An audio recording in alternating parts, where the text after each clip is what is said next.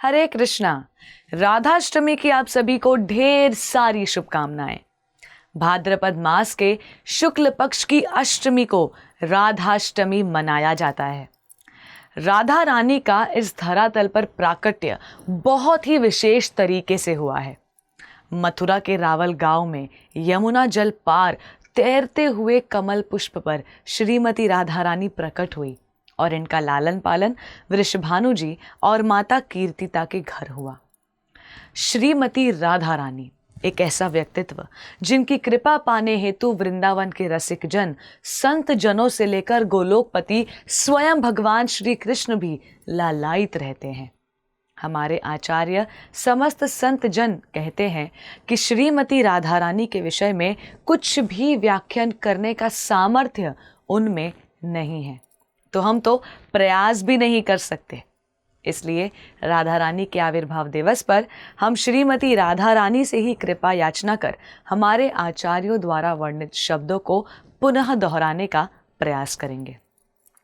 स्वयं महादेव जी श्रीमती राधा रानी के विषय में राधा कृपा कटाक्ष स्तोत्रम में लिखते हैं, मखेश्वरी क्रियेश्वरी स्वधेश्वरी सुरेश्वरी त्रिवेद भारतेश्वरी प्रमाण शासनेश्वरी रमेश्वरी क्षमेश्वरी प्रमोद काननेश्वरी ब्रजेश्वरी ब्रजाधिपे श्री राधिके नमोस्तुते।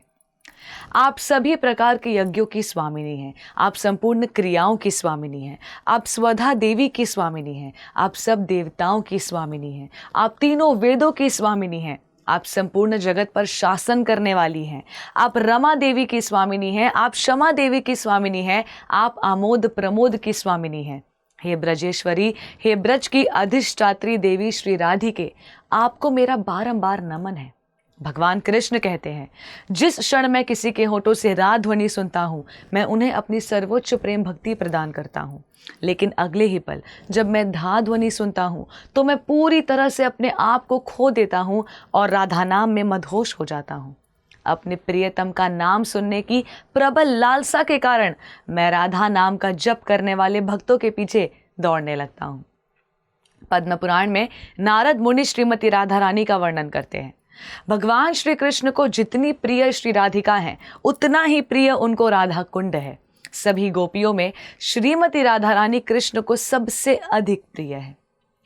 वैष्णव परंपरा के प्रमुख आचार्य, इस्कॉन के फाउंडर आचार्य श्रील A.C. भक्ति वेदांत स्वामी प्रभुपाद जी के आध्यात्मिक गुरु श्रील भक्ति सिद्धांत सरस्वती ठाकुर महाराज ने एक बहुत ही सुंदर बात कही है कि अन्य लोग श्रीमती राधा रानी की सेवा करते हैं क्योंकि उनका विशेष संबंध श्री कृष्ण से है, किंतु ब्रह्म मध्व गौड़ीय संप्रदाय में हम श्री कृष्ण की सेवा करते हैं क्योंकि हमारा विशेष संबंध श्रीमती राधा रानी से है।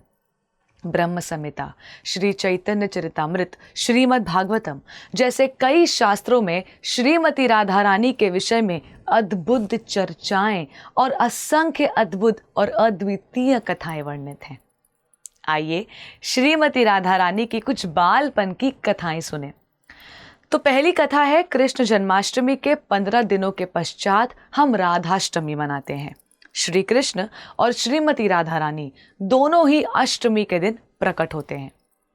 राधा पूर्ण शक्ति कृष्ण पूर्ण शक्तिमान, दुई वस्तु भेद नाही शास्त्र प्रमाण। शास्त्र प्रमाण देते हैं कि राधा रानी कृष्ण की लादिनी अंतरंग शक्ति हैं जो कृष्ण को आनंद देने के लिए, उनकी सेवा करने के लिए इस संसार में प्रकट होती हैं।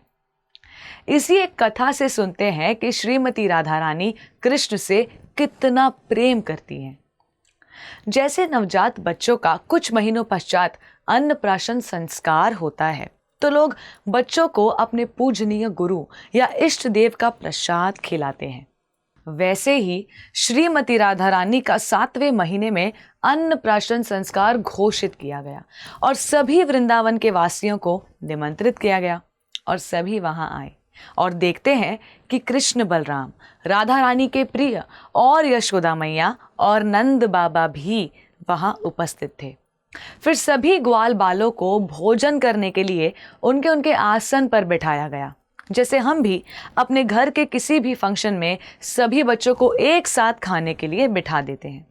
तो कृष्ण भी भोजन करने के लिए बैठ गए फिर एक तरफ जहां हवन कुंड बनाकर तपस्याएं की जा रही हैं, यज्ञ अनुष्ठान किए जा रहे हैं, मंत्रों का जोर जोर से उच्चारण हो रहा है कि अभी बस राधा रानी को पहला प्रसाद खिलाया जाएगा।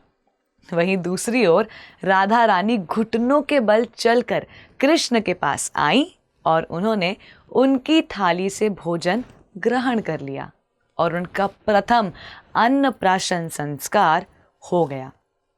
राधा रानी गुरु तत्व है। वो हमें ये शिक्षा दे रही हैं कि संसार में कभी भी कुछ भी खाना हो तो भगवान कृष्ण का झूठन अर्थात कृष्ण प्रसाद ही हम सभी को खाना चाहिए। दूसरी लीला है श्री राधा रानी की अमृत हस्ता वरदान प्राप्ति लीला। एक बार ऋषि दुर्वासा बरसाने आए। श्री राधा रानी अपनी सखियों संग बाल क्रीड़ा में मग्न थी। छोटे छोटे बर्तनों में झूठ मूठ भोजन बनाकर भगवान श्री कृष्ण को भोग लगा रही थी। ऋषि को देखकर राधा रानी और सखियों ने संस्कारवश बड़े प्रेम से उनका स्वागत किया। सखियां कहती हैं, महाराज आपको पता है हमारी प्यारी राधा बहुत अच्छे लड्डू बनाती है। हमने अभी भगवान को भोग अर्पण किया है, आपको अभी प्रसाद देते हैं। लड्डू प्रसाद तो है पर है ब्रजरज का बना, खेल खेल में बनाया है। ऋषि दुर्वासा उनके भोलेपन से अभिभूत हो जाते हैं।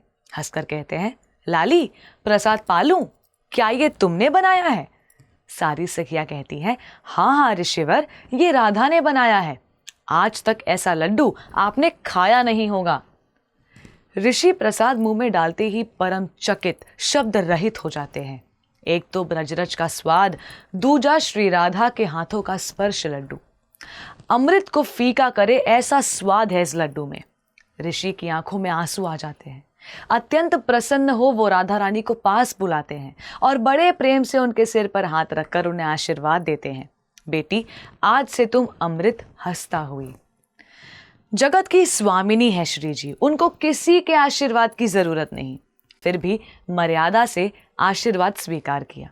दुर्वासा ऋषि बोले, राधा रानी आप जो बनाओगी वो अमृत से भी अधिक स्वादिष्ट हो जाएगा। जो भी उस दिव्य प्रसाद को पाएगा उसके यश आयु में वृद्धि होगी, उस पर कोई विपत्ति नहीं आएगी, उसकी कीर्ति त्रिलोक में होगी। ये बात व्रज में आग की तरह फैल गई कि ऋषि दुर्वासा ने राधा जी को आशीर्वाद दिया है। जब मैया यशोदा को ये पता चला तो वो तुरंत मैया कीर्तिदा के पास गई और विनती की कि आप राधा रानी को रोज हमारे घर नंद भवन में भोजन बनाने के लिए भेज दिया करें। वे दुर्वासा ऋषि के आशीर्वाद से अमृत हस्ता हो गई है और कंस मेरे पुत्र कृष्ण के अनिष्ट के लिए हर रोज अनेक असुर भेजता है। हमारा मन बहुत चिंतित होता है। आपकी बेटी के हाथों से बना हुआ प्रसाद पाएगा तो उसके बल बुद्धि आयु में वृद्धि होगी। फिर कीर्तिदा मैया ने श्री राधा रानी जी से कहा, आप यशोदा मैया की इच्छा पूर्ति के लिए प्रतिदिन नंदगांव जाकर भोजन बनाया करो।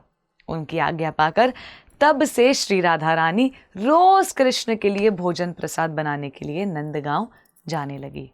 राधाष्टमी के इस पावन पर्व पर राधा रानी हम सभी पर अपनी कृपा बरसाएं और हमें कृष्ण भक्ति प्रदान करे, ऐसी प्रार्थना करते हुए आप सभी को पुनः राधाष्टमी की हार्दिक शुभकामनाएं।